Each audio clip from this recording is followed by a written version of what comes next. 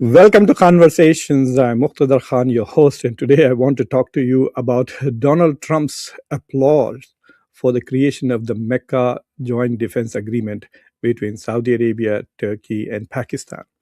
When these three countries announced a collective defense agreement between the three of them, an attack on any one of them will be considered as an attack on all of them. It created a small, shall we say, an earthquake in the geopolitics of the region. There was a lot of discussions. There were people who were surprised, people who recognized this as a major development, and there were commentators from all over the world writing about it. To such an extent that because I didn't write about it within a few hours, I realized that nearly every publication in the world had published an article about it already. So I decided not to write about it. There would be no place to publish. So there was a small tsunami of reactions all over the world to this development. And I have done several shows on them. You can just go to the channel, do a search on it in multiple languages. But the one theme that went around about it was that this is, Bill Clinton called it that Donald Trump has lost the Middle East and he doesn't even know that. And there were others all over the world making the point that this is the end of US dominated regional order in the Middle East. This is the end of US hegemony in the Middle East. Now we have an alternative, and so on and so forth. My own position was to this reaction to this was that, look, all these three countries, Turkey, Saudi Arabia, and Pakistan, have very good relations with the United States and have an interest in improving their relations with the United States. Each one of them wants many things from the US. Turkey wants to become part of the F-35 program. Once again, Turkey does not want the United States to be imposing sanctions on Turkey for any reasons, either for buying the S-400s or continuing to buy Russian oil. Turkey is an important member of NATO already. Pakistan's fortunes have changed significantly because Donald Trump is now quite benign towards the Pakistani leadership, and Pakistan's rise in the past 1.5 years, or little more than a year since the Operation Sindoor, it clearly appears whether they won the battle or lost the battle, they have definitely won the post-war diplomatic environment. They have become center stage in the world as primary mediators for the United States with Iran and also in Gaza and other places. So the Pakistanis not only want the United States to continue to be benign to them and friendly to them, but also support them in various endeavors. They have even requested financial assistance of up to $10 billion from the United States, at least guarantees. And of course, their military and air force depends heavily on US technology. And the Saudis are still hoping to finalize the nuclear agreement with the United States, and so on and so forth. So all three countries would not break away from the US. So my initial reaction was, and still is, that they would have discussed this with Washington before making that declaration. So what does that mean? What it means is that effectively, it could become a post-US regional order in the Middle East if more countries join and are serious about it and invest in building a genuine command structure, etc., for a defense force. But I think for many years it will be US plus, which means the US will remain the primary guarantor of security to these countries, at least on paper. Whether it does it in reality or not is a different thing. And then this will be an additional, it's like getting an extra bit of insurance. So now that Donald Trump has announced this, but I also want to talk about two official reactions. The Chinese welcomed this. And they seem quite enthused. The Chinese government felt that it constantly and has always encouraged countries in the region to cooperate and have a peaceful relationship. So it expects this agreement to really have a great potential, but they also saw that as a post-America order. So they are seeing a regional order emerging in the Middle East, which is post-US. So for the Chinese, this was another blow on America's global domination. And every time America recedes, it creates vacuums, giving opportunities for China and Russia and maybe even India to move in. So the Chinese are looking forward to the US withdrawal from the region, and they think that the Mecca pact might create that opportunity. So it is predictable, the Chinese reaction. The Indian reaction was quite interesting. India neither condemned this nor welcomed it. India is trying to play a game which is premised on the assumption that the Middle Eastern states will tolerate India's growing support and collaboration with Israel, often to the detriment of Arab countries, including West Bank, Gaza, and the Palestinian cause, and yet continue to maintain good relations with India. So basically, what India is hoping to do in its foreign policy is align as closely as possible to Israel, uh, in the hope that it will have absolutely no negative consequences for its relations with other Arab countries. And that is how India reacted. It did not welcome this because it sees this as empowering Pakistan, but it definitely did not condemn it either because it does not want to alienate Saudi Arabia, even though Indians are quite wary of Turkey and Turkey's intentions.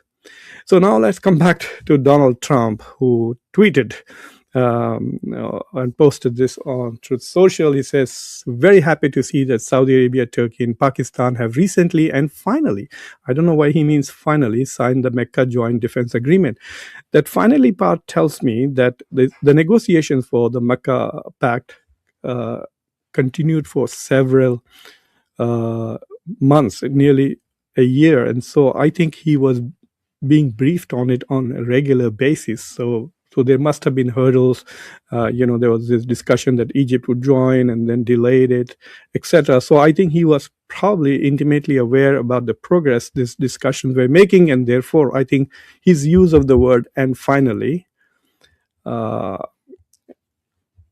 this is probably written by Natalie Harper, but he must have approved every word, I'm assuming, and finally signed the Mecca Joint Defense Agreement. It shows how the Middle East is coming together. Not really. There's a war going on in the Middle East right now, where Middle Eastern countries are all attacking each other in many ways. There are multiple divisions. In fact, GCC, a small group of 6 countries, has 4 different positions on the regional order. Saudi Arabia goes one way, UAE goes another way, Qatar goes another way, and so does Oman. It's only the Bahrainis and the Kuwaitis who are followers, if all the other 4 are leaders in that conglomerate. So they're not really coming together. But anyway, and how countries will finally be able to defend themselves in a more meaningful way. Well, that is hopeful, wishful thinking.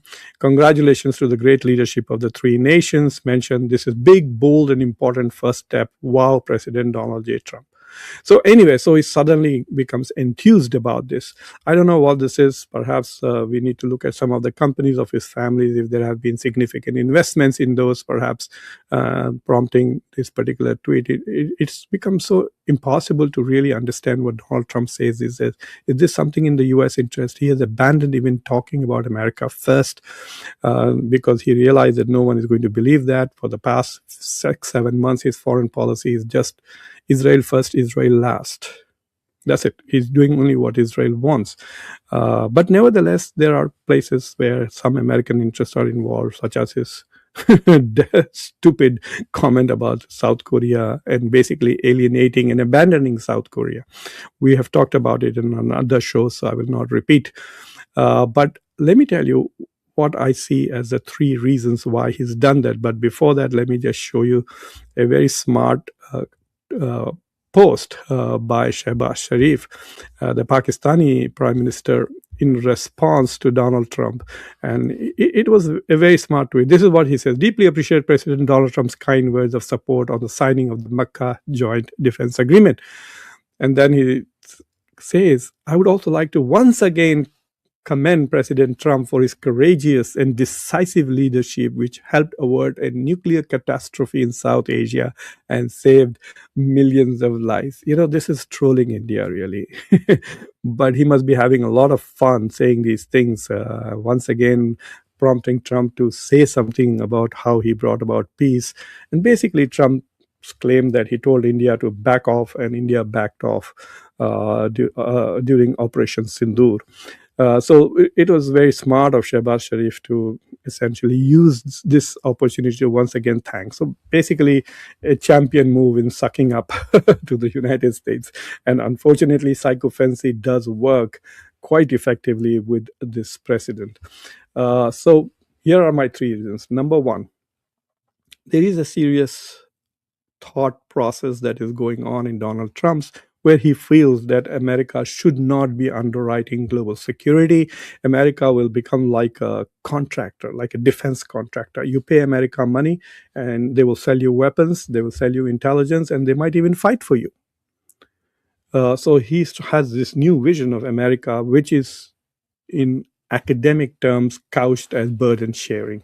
So if you look at the National Defense Strategy that was published a few months ago, which emphasizes the importance of burden sharing, this starts with Donald Trump demanding that the Europeans spend more on their own defense and buy more American weapons in many ways.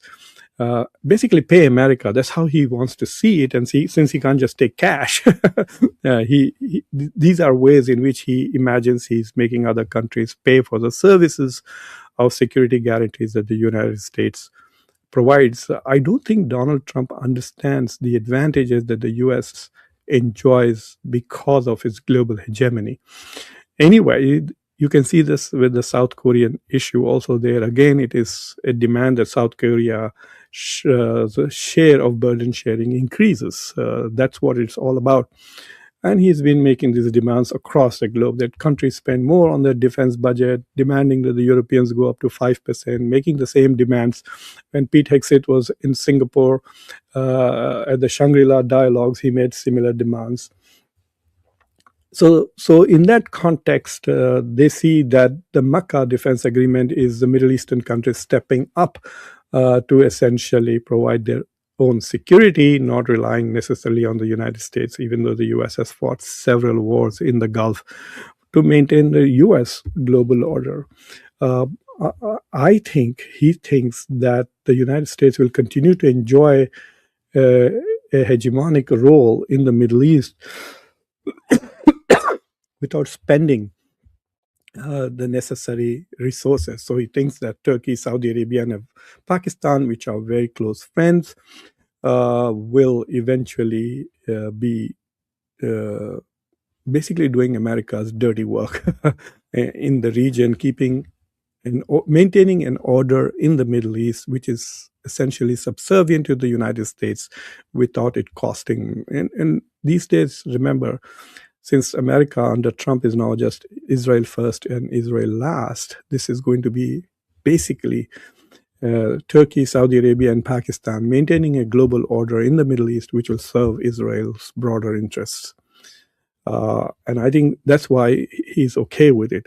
The second reason for Donald Trump to sort of agree on this issue, I believe, is that he ultimately thinks that he controls these three countries. So they are going to do what he really wants. So he does not see them as a substitute or a challenge to US hegemony in the region.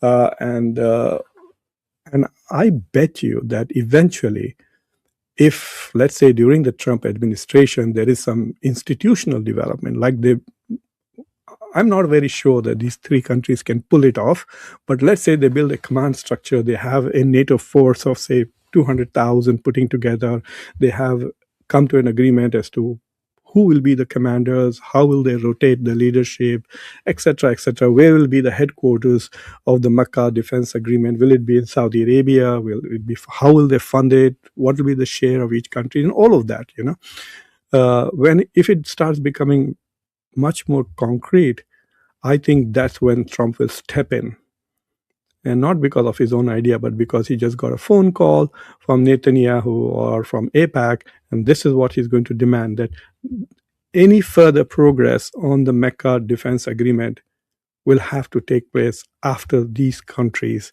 have signed up for the Abraham Accords.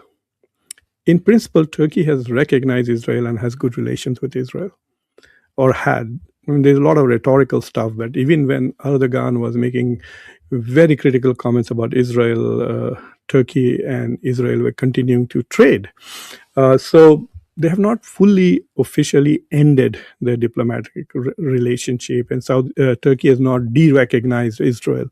So yes, the level of interaction has diminished significantly, especially since the Gaza genocide.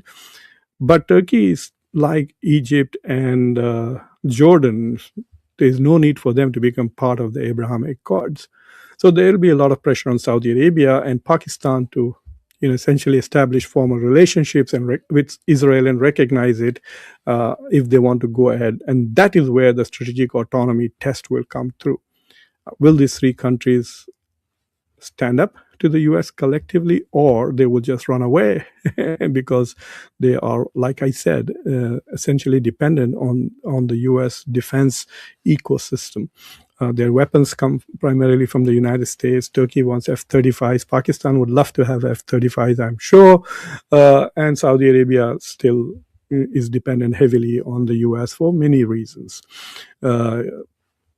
So I think that is the second reason why Trump thinks that it's okay for them to go ahead and play in the backyard. I can always call them in whenever I want.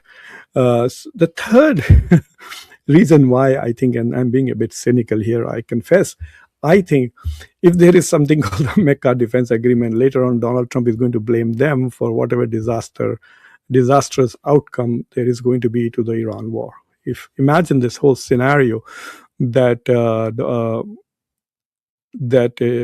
war ends with Iran having complete control on the Strait of Hormuz without giving up any of the nuclear demands that Israel and the US has made, its ballistic missile program intact, its support for its proxies also remaining, etc., etc. So a complete defeat to the United States. Then I think he's going to turn around and say that, well, we tried our best, but the Arab countries really didn't play with us. They didn't attack us, and the blame should also be shared by the Mecca Defense Agreement. What did they do to defend themselves and the Strait of Hormuz? And I think he's going to shift part of the blame on the Mecca Pact for the failure of his war, his choice of war. Well, actually, even though we like to call it a war of choice, I don't think that Americans have strategic autonomy when it comes to Israel. Israel orders them to jump, and they jump. So it is unfair to call it as a war of choice. It's a war of compulsion by the Israelis on the Americans. Anyway, so I think these are the three reasons why I think Donald Trump. But I can tell you this much: Donald Trump's support for this should cause a lot of worries, especially in Abu Dhabi and in Delhi. Israel has an ironclad control on America's thinking, on America's morality, on American foreign policy. So they're not going to be so troubled at the moment.